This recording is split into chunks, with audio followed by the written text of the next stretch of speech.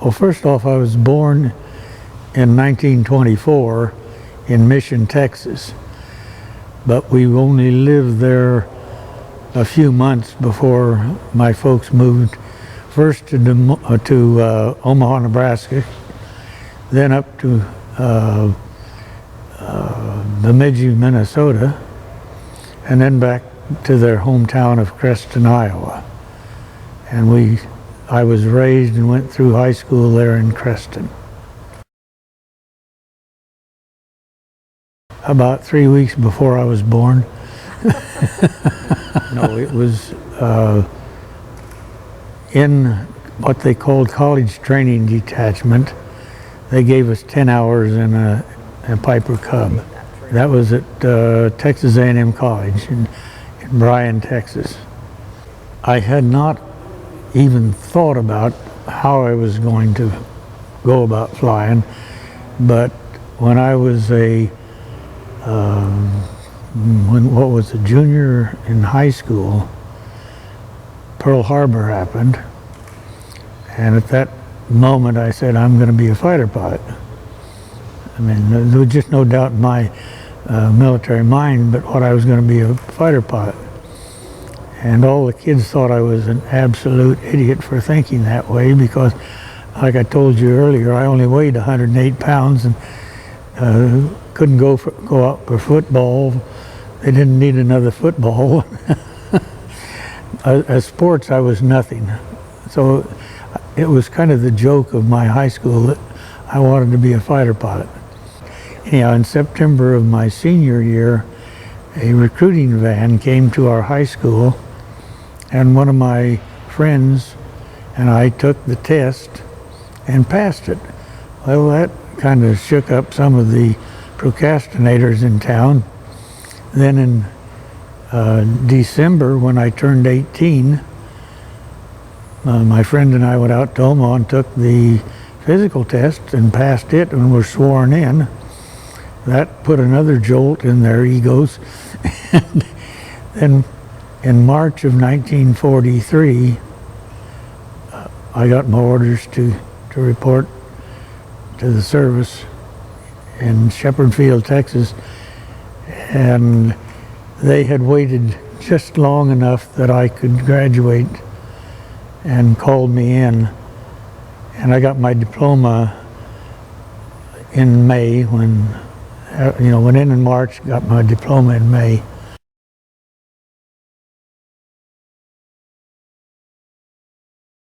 If you didn't want to go in the regular infantry, you'd use the easy way out and enlist in something that you wanted in.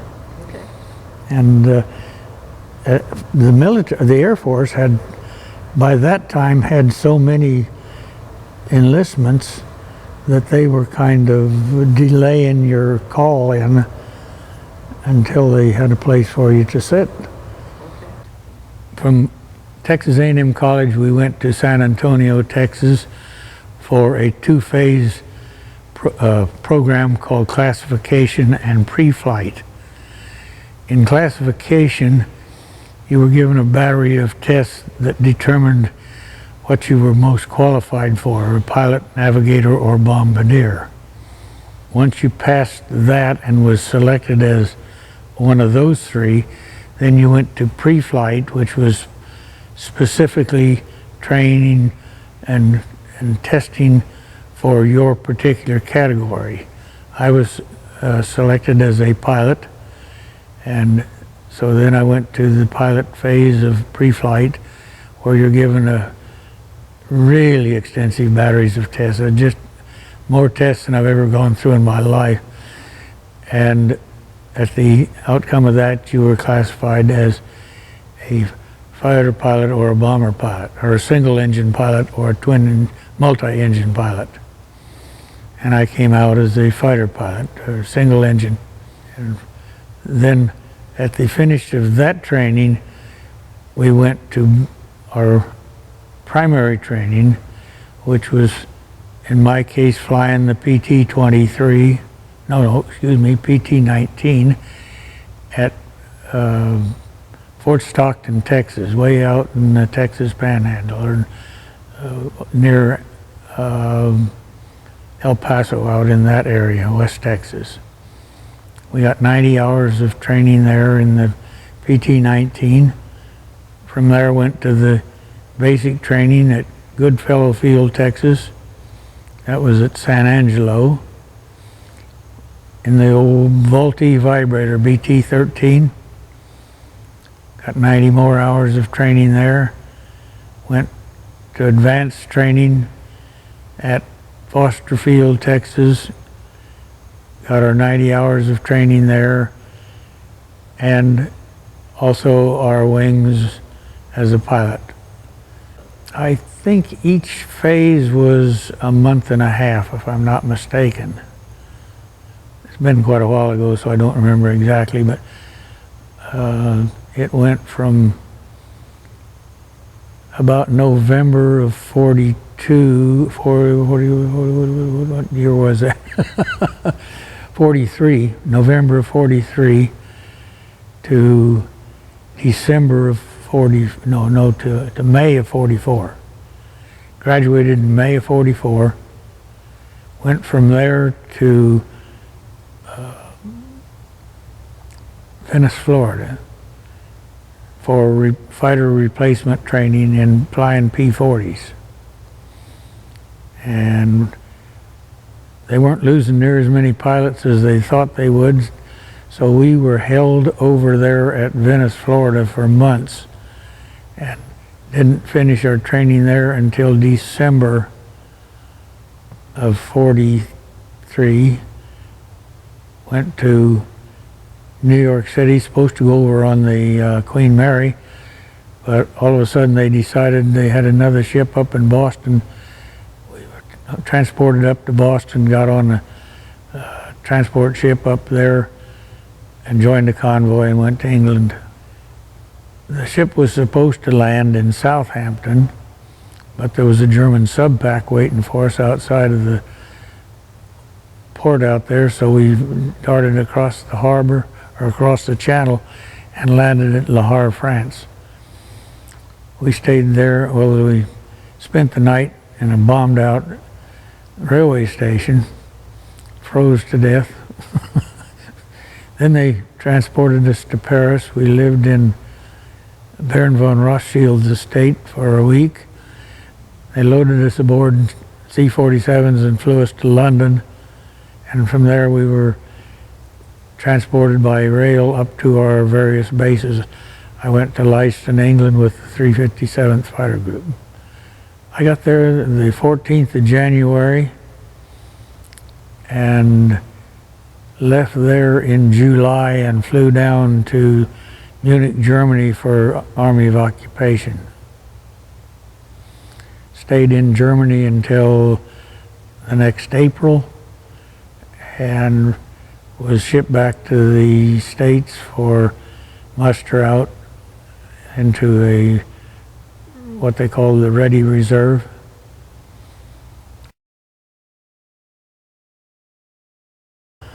The P-51 Mustang D. Oh, without a doubt, the P-51 Mustang. Yes, I was issued a brand new P-51, and I've always said I didn't ever need a sports car because I had the best one you could ever have had when I was 20 years old.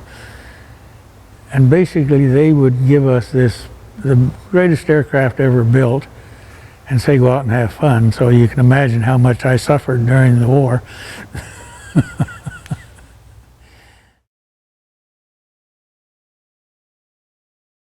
Oh, my Bonnie. Yeah, that was named after the sweetheart I had in Bradenton, Florida.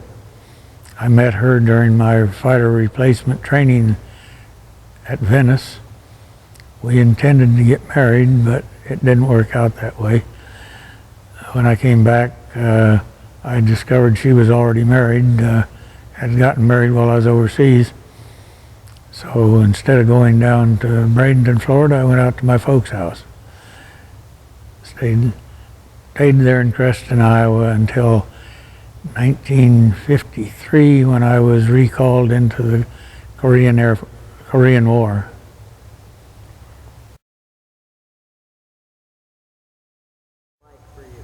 Very simple. Fly 5 missions, 1 each day, have 2-day pass to London. And it's just as simple as all that.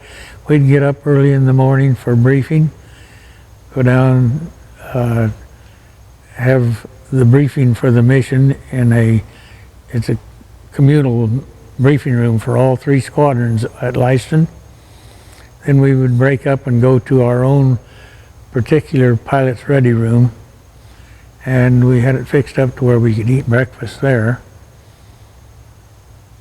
When the time came, they'd transport us out to our planes. We'd form up at engine time, taxi out to the end of the runway, and take off in flights of 2 and head east.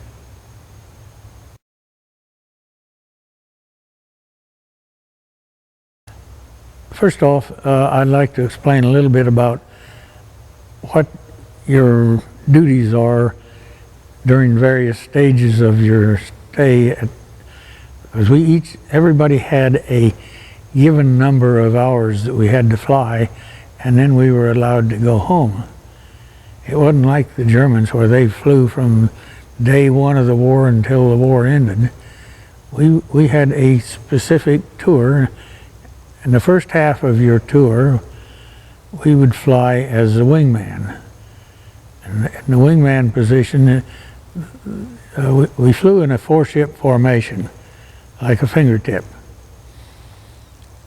This would be the flight leader, and this would be his wingman.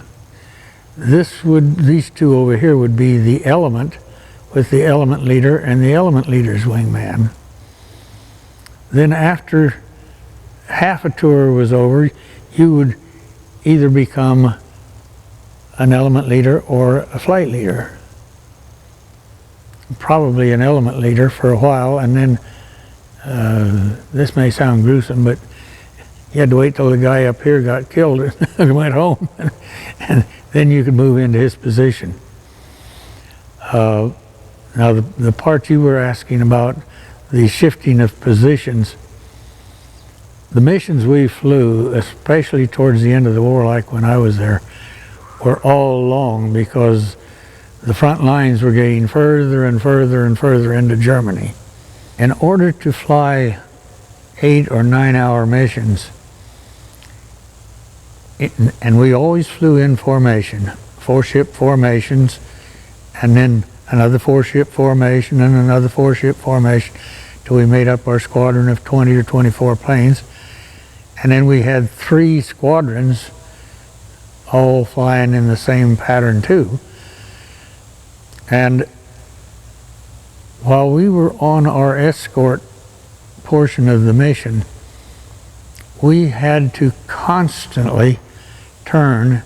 The bomber stream would be here, and it may be 100 miles long, and we flew back and forth. We were assigned 1 group of bombers, and we would fly back and forth across the bomber stream in order to stay with the bombers, because they're flying 175 mile an hour, we're flying 250 mile an hour. And then besides that, we wanted to get out here and scout that side and this side and so forth. So we were constantly turning. Well, if you would look at my fingers here, as I make a turn, this guy's going a shorter distance than this guy, and these 2 over here are going a longer distance. Well, if you maintain this same position, this guy and this guy have to increase their throttle setting, and this guy has to decrease his. Now, it is just physically impossible to spend 8 or 9 hours jockeying that throttle back and forth. You couldn't handle the constant stress. So what we would do is we would shift positions. As we made the turn this way, these two men over here would shift over to this side, and they would also change position. This guy would go under this one and over on this side, and this guy would go under here and out to this side, and everybody maintained exactly the same throttle setting. And so it would be wind up going like this as we went across Germany, everybody shifting positions from one side to the other. And we never had changed throttle settings. So that had the benefits of not only saving your strength, but saving gas. Because I think we all know that a throttle-happy foot feed is a gas guzzler.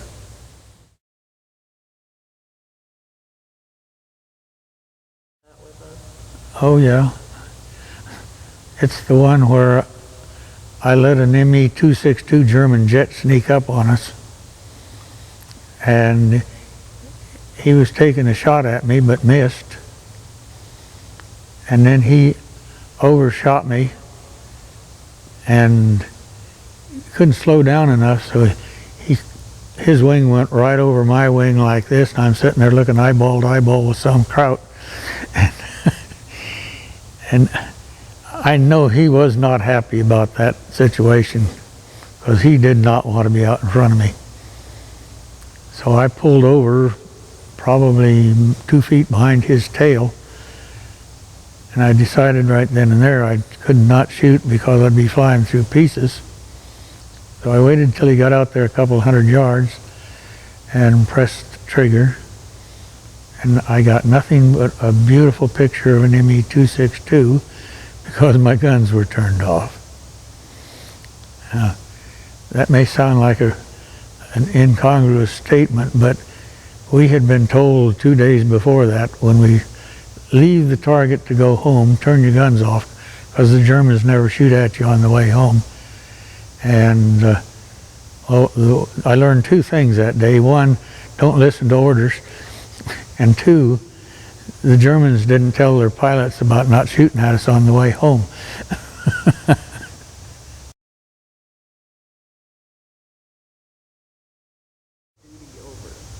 When the war ended, I mean, so far as combat duty was concerned, after that our group flew down to Munich, Germany for Army of Occupation. And I was stationed there until the next spring, when I returned back to the zone of interior, what they call the States, and released from the Air Force to the Ready Reserve.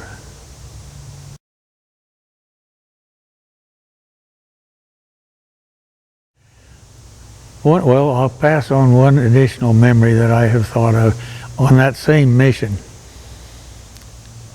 The first time I noticed that I was being shot at was when you're in combat, your eyes are constantly on a swivel. You go one this way and one this way and one this way, and you never stop. I had just looked behind me and there was nobody back there, and my eyes swept past my leader, because I was this man in the 4-man flight. I swept past his, and of course these guys, they were out there a half a mile. We didn't fly close formation. I was probably 200 yards away from the leader. It's not a close formation like this. You couldn't stand that either for 9 hours. But anyhow, I look back there and everything's clear, and as I came back past the front of my nose, I saw this little cloud forming out there. I knew instantly what it was, because the Germans fired cannon shells instead of machine gun bullets like in the 51 here. And they were set to explode 2,000 meters from the end of the gun barrel, so they wouldn't be falling on the people down below. Made a lot of sense. As soon as I saw that little cloud forming out there, my eyes darted back here. Sure enough, there was a 262 shooting at me. And this is probably the most memorable occasion, because I just never have been able to conceive how calm, cool, and collected I was. I made a couple of command decisions. One, he's missing. I'm not going to make any movement, right, left, up, or down, and fly through his stream of bullets, because that would be sure death. Number two was, he's going to overshoot me if he don't stop or slow down real quick. I was right on both presumptions there, because he immediately quit shooting and started what they call fishtailing, sliding back and forth like this to slow down. He couldn't quite make it, and as I said, he slid over my wing going about 5 miles an hour faster than me. So that was the most memorable part of my whole career.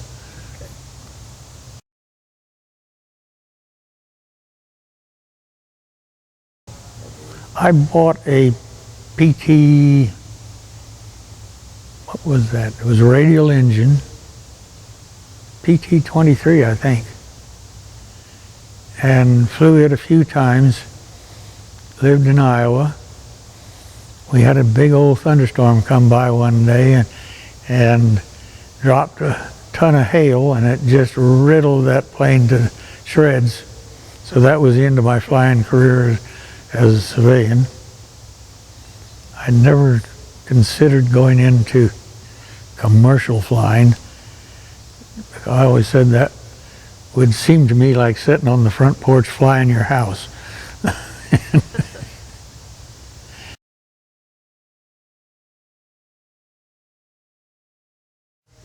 Not for many, many years. But then in probably around 1990, my cousin Bernard from Creston, Iowa, heard about the 357th Fighter Group Association. And he called me and said, "Hey Joe, did you know they had an association for your fighter group?" I said, "No." So he and I checked it out, joined the 357th Fighter Group Association, and started going to their reunions. And we went to about 4 reunions. And then in 1992 or 3, they decided to disband the association. And at that time I said, I'm too young to quit talking to these folks now that I've found them. So I started a website for the 357th. It's called the Yoxford Boys.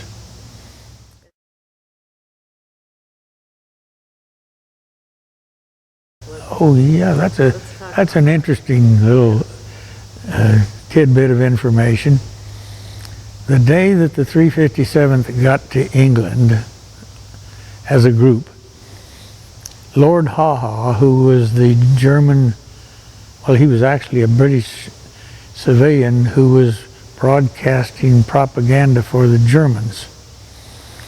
And he had a program where he would play the 1940s music for the American GIs and give them all kinds of tidbits of information about how stupid we were to be fighting the Germans and all of this and that.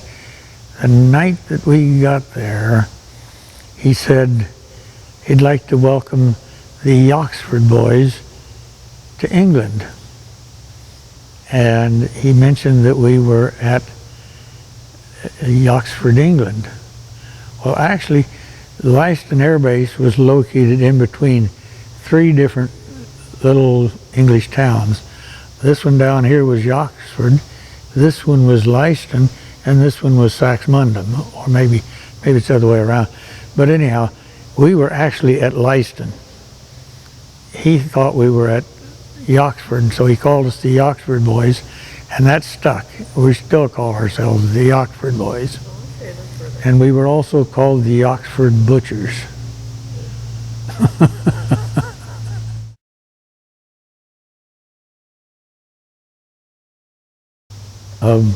This is such a simple question. I'd like them to know anything about World War II. Today they're not teaching them anything. I stay with a friend over in England, and he's quite into education. And he arranged it. First time I went over there, he said, "Would you mind talking to some school kids?" I said, "No, I'm a history buff myself, and I think history is probably the most important thing you can learn in school. I'd be more than happy to talk to them." So he set it up, and it's been going on ever since. When I go to England, he arranges for me to go to some elementary school over there, and the principal of the school will set aside an assembly. They normally set aside about 45 minutes for discussion about the World War II, and our discussions usually last about an hour and a half. The kids are so interested over there, quite contrary to the teenagers over there. I went to a teenage gathering one time and couldn't even hardly be heard over the din of the teenagers talking to each other. But I would love to start going to schools here and talking about history. The first thing I ask them is if they know Neville Chamberlain. None of them do. He was the dude that sold out the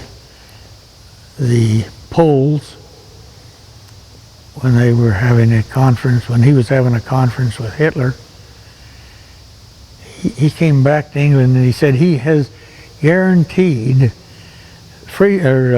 peace for the next 20 years. Well, right after that, Hitler invaded Poland. So they knew nothing about this history.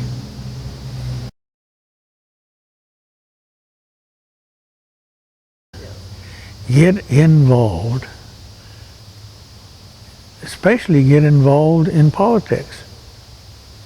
I mean, I hate the word politics, but if we don't get involved in politics and make a few changes in our way of doing business in this country, and I'm not talking about Democrats or Republicans, I'm talking about both of those beasts. We're going to have to make some changes or we're going to go down the tube.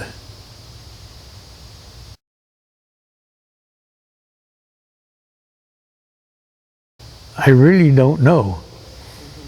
I would like people to think kindly of me, but I haven't been the greatest person in the world.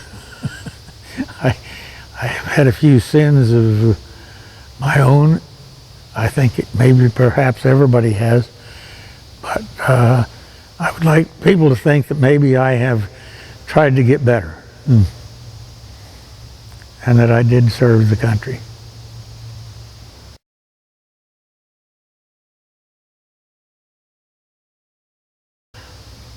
I accidentally heard about the Fagan fighters through the website that I started. One of our members saw the advertisement or not an advertisement, I guess it was an editorial about your recent air show that you had in July. I was so impressed with what you had going here, I told my son, we have to go to Minnesota. So we're here now. And these people are doing a tremendous service to our country. They are endeavoring to teach the youth of our country the value of what has gone before them. Because if we don't know what has happened before, we'll make the same screw-ups again over and over and over again. So in essence, they are serving the youth of our country in helping to teach them what this country's all about. Thank you a lot for the opportunity to talk to you.